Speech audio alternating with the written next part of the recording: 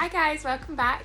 So, you've all probably been in a position or know someone who's been in a position of being single and it being really crap and they've just felt really low and really rubbish.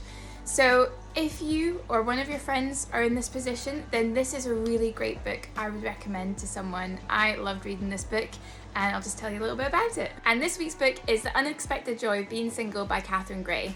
And Catherine Gray is a Sunday Times bestseller. She's worked for The Guardian, BBC, Stylist magazine, and this was her second book. Her first book she wrote was The Unexpected Joy of Being Sober. And she wrote this book because she was basically a bona fide, batshit crazy love addict. That's her words. And she describes herself as being a love monkey, and she literally swung from man to man like a monkey would swing from branch to branch. And she had the same urgency of whenever she was single of finding a man like you would do if you were out of a job and needing to find a job desperately. She just never really got used to being single and she hated the idea. Coupled with her alcoholism, it just went into out of control limits and she just realised that she needed to really kind of sort herself out. So she gave up drinking, and then shortly afterwards she decided that she was just going to take a year sabbatical off dating, and this is when she wrote this book. And the goal of this book was try to reprogram how we see being single. You know, we've just been influenced by society, by culture, by movies, by books, that being single is an inherently bad thing, that you're a failure if you're single. And she's just trying to write this book to show you that being single is actually a wonderful thing. It's not like them versus us if people are coupled or married, and being married or being in a couple isn't better or worse, it's just different. Being single can be really good. It can be a great time and place for you just to get to know yourself and experience new things. So she's just trying to show you that it's not a failure and you can actually have a really good time being single, and she's just trying to help you get into that kind of space and just kind of bust some myths and things about being married and being coupled, that sometimes it's not all it's all cracked up to be, but if you're with the right person it can be a really good thing. And a lot more of us are actually being single. So at the time of writing, when she wrote this book in 2018, there's like a stat that 51% of Brits from the ages of 22 to 44 are single. So we're actually more prominent than people who are married or coupled up. So like I said, she wrote this book when she took a year off dating, and she kind of just really delved into why society kind of thinks that being single can sort of be seen as a failure, and kind of just like went right into it and just the reasons why some people can go a bit like batshit crazy when they are single or have a fear of being single. And she goes into like her habits and her behaviors of being single, and like why we put like being married and being coupled like on this pedestal. She talks about how she's like the dory of personal development, how she learns and then relearns things and forgets things and learns things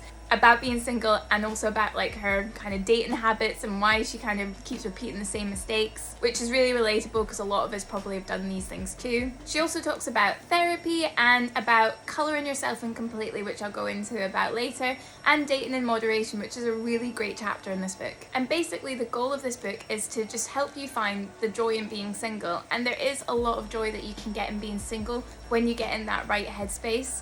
And she reiterates that this book is not about how you can catch a man in 10 steps. It's not one of those books. It is purely about trying to find peace in being single. And one of the chapters I really like was Single Sanity, and in it she delves into why more of us are becoming single.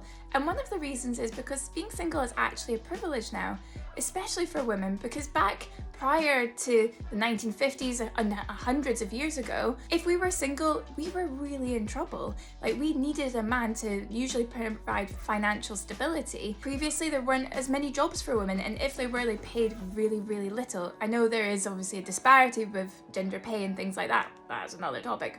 But, you know, we're not going to be homeless now if we're single. Whereas back in the day, that really could have been a potential for us. And it's actually becoming such a revolution now. If you think about even just like the last few years, as late as the 1970s in Ireland, a woman couldn't buy a house outright without a male countersignee, which is crazy. And in the UK, women couldn't even open up a bank account until like the 1970s in their own name. And there's been actually so much progress for women being single, even the last 50 years. But if you think about hundreds of years ago, women having sex out of marriage would have been banished from their community. We wouldn't have been socially accepted having children without a husband. And to ensure a roof over our heads, we would have needed a man's signature. We can now have amazing careers and not choose to marry and become an outcast. She also talks about fertility fear-mongering and how a lot of us are getting panicked about being single and the need for having a baby. And a lot of it is because of stats that we see, and some of them are quite antiquated. And some of the studies that make make us believe that there's a huge cliff dive drop in our fertility were done hundreds of years ago when there wasn't electricity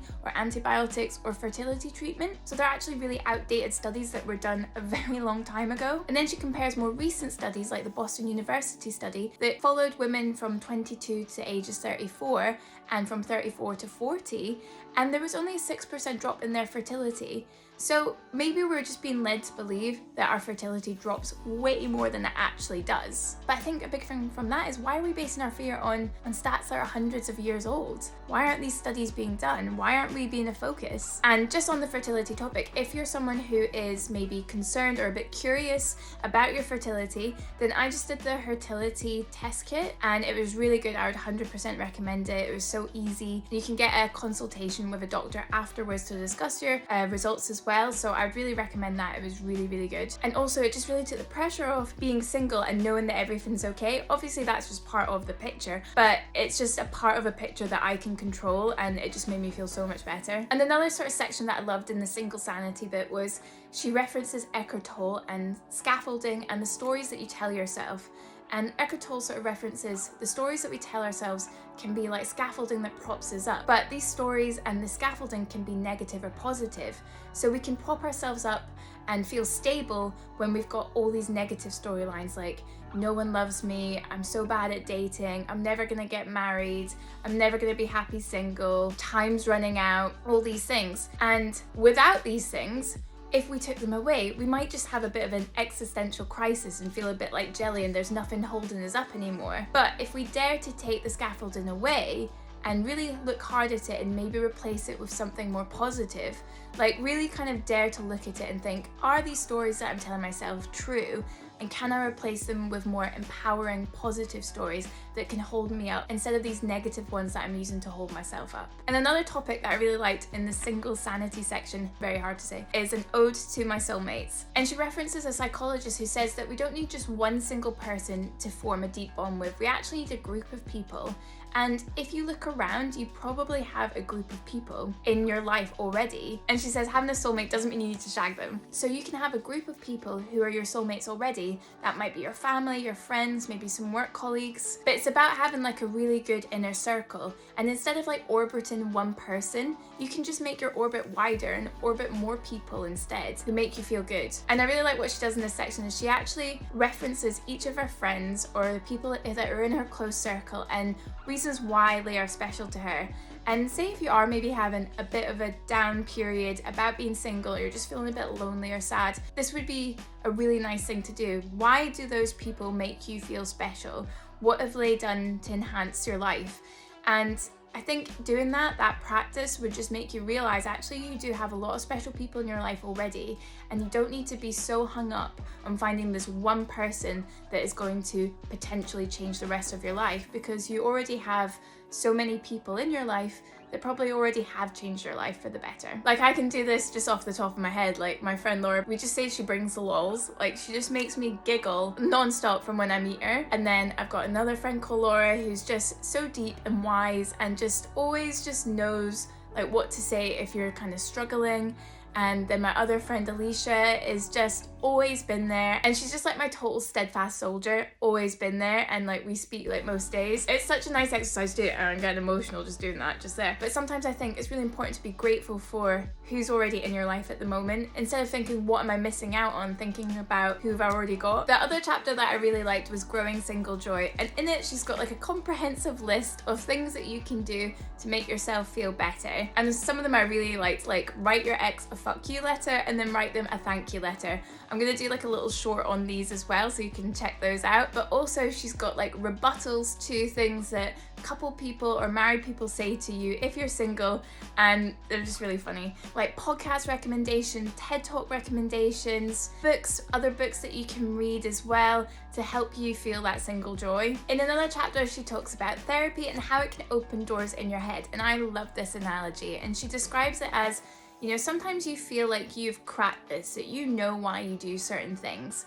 And if you think about your head and your psyche as like different rooms, sometimes you think you've cleared all that room out and you're good, it's sparkling. But then you realize there's something just in the corner in a little box that you've never quite noticed. Therapy is really good for finding those things that you think you've got cracked, but actually it just takes someone to like look in a little bit deeper and chat to you and to realize that actually you're almost there, but you're not quite there. And the therapist can also direct you into doors in your mind that you didn't even know were there and you didn't even know that could be opened, as well as illuminating objects in rooms that you didn't even know were there. She actually has an express intensive therapy session and she learns so many things in this session. And her dad had very misogynistic views on women and dating, especially as they got older, and that was something she had to kind of work through. So she actually has like this kind of imaginary chat with her dad and saying all the things that she wished she could have said to him, and that actually is really healing for her, and it helps her realize that actually he's probably just got his own stuff on, a lot to do with the era that he grew up in and the stuff that he had to deal with growing up in that era, and that it was just getting passed down to her. So she finds that a really healing process, and she gets so many truth bombs from doing therapy. But I also really like this point about talking about therapy, like your parents and your upbringing can really have a very big impact on your relationships going forward, and that could be a real reason why you choose certain people and you keep going in certain relationships and things like that. And a psychologist describes it as, if you're hungry and you go into a food shop, sometimes you can come out with things that aren't really good for you. Sometimes you can come out with things that aren't going to sustain you, that are maybe just going to give you a quick fix, but then you feel a bit rubbish afterwards. Maybe just grabbing loads of like fast food sort of thing. When really you're actually needing more nourishing food, something more substantial, but you're just in a hurry and you're not thinking straight. You're just wanting that instant gratification right there, right now. And the psychologist references that if we've grown up with certain parental issues and we take this into our relationships, it can turn us into like hungry shoppers in relationships. We kind of make bad choices and we just kind of want that instant gratification when we're not really going for those substantial relationships. Towards the end of the book, she talks about how you should colour yourself in happy. That sometimes we think if we're single, we're almost like the outline of a drawing and we're not going to colour ourselves completely because we're waiting for someone else to colour the rest of us in for us. And the thing is with being single is actually it's all about trying to colour yourself in completely. You're not waiting for someone to go on that holiday that you want to or try and work towards a house that you want to get. You need to do these things yourself. You need to get like independent and sure of yourself and trying to get confident in yourself as well to do these things on your own, and try not to be sat in a waiting room waiting for someone to do those things. And you need to try and like live your life on your own, and it's a really empowering thing to do. Like for example, I met one of my really great friends because she decided that she wasn't going to wait around for someone to go on holiday with her. She started asking around, and for a friend of a friend, we all ended up going on one of the best holidays of my life together. And it was because she was brave enough just to be like, I'm not going to wait around for a guy or someone else to go on holiday, I'll just go by myself. But by her kind of going through that motions, she actually ended up finding me and another friend to go on holiday with her, and it was probably one of the best holidays of my life, to be honest. So there's so many amazing experiences waiting for you if you're just brave enough and have the courage to start colouring in yourself. And one of the last sections is how to date in moderation, which is something that she really struggled with initially, and that's something she's learned to implement, especially when she gets like a little bit anxious about dating and single sorrow sort of sets in, which is a thing. You know, you can still have those moments of just feeling a bit like overwhelmed and feeling a bit scared and feel like time's running out. So when she feels like that now, she actually takes a break from dating or just decides to just date in moderation instead of the urgency that she used to have. In this section, she's got so many tips, and a few of them I really loved. And one of them was turning your anxiousness into a spirit animal. So if you've seen or if you've read the Philip Pullman books, The Northern Lights, then in their world, they have a spirit animal, a demon, which is like kind of an extension of them. It's like part of their soul, and it travels around them wherever they go. So you might have someone who is totally cool and calm, but their spirit animal is like a bouncy labradoodle, or that they seem like very nice, but then their spirit animal is like a really kind of treacherous snake sort of thing. So your spirit animal is like an extension of your actual true self.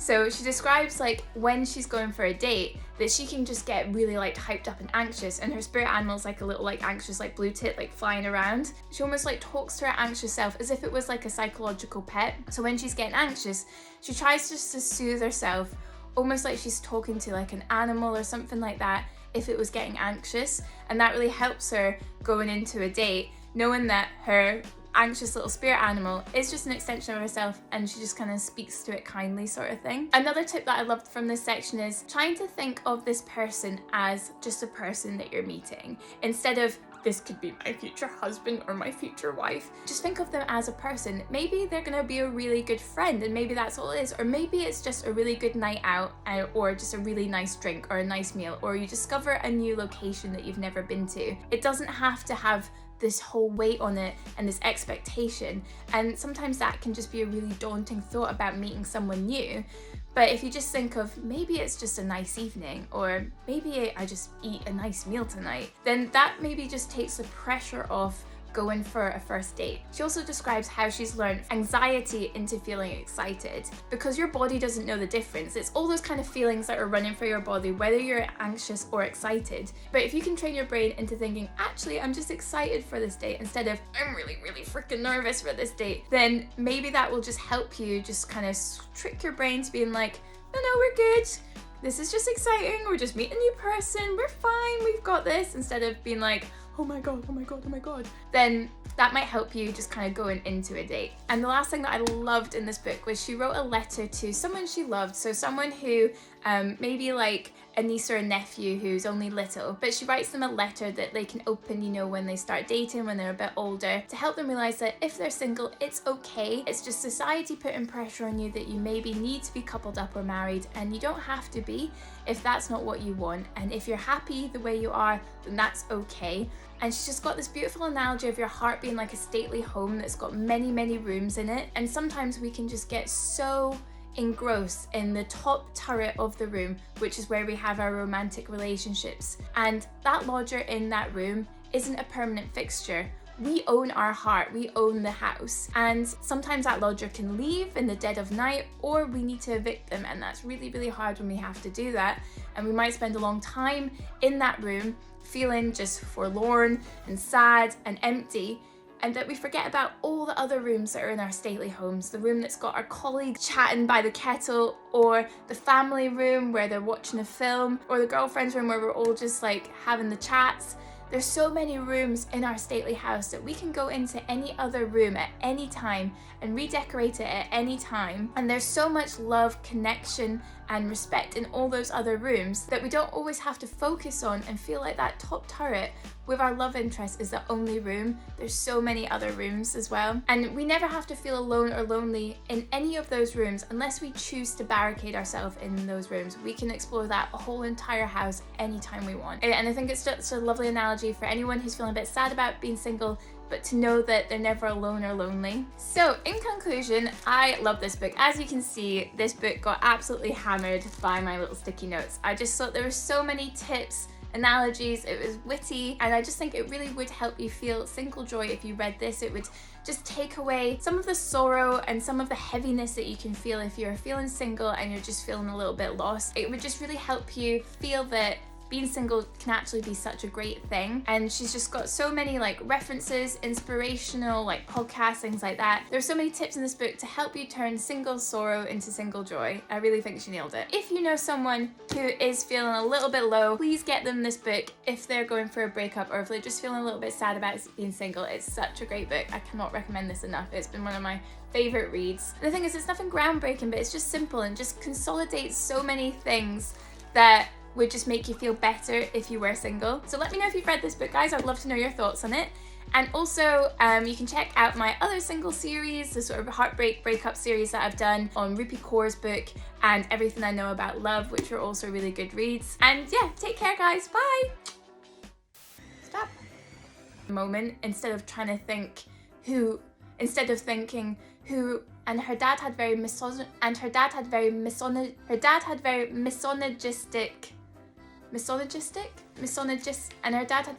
misogyn,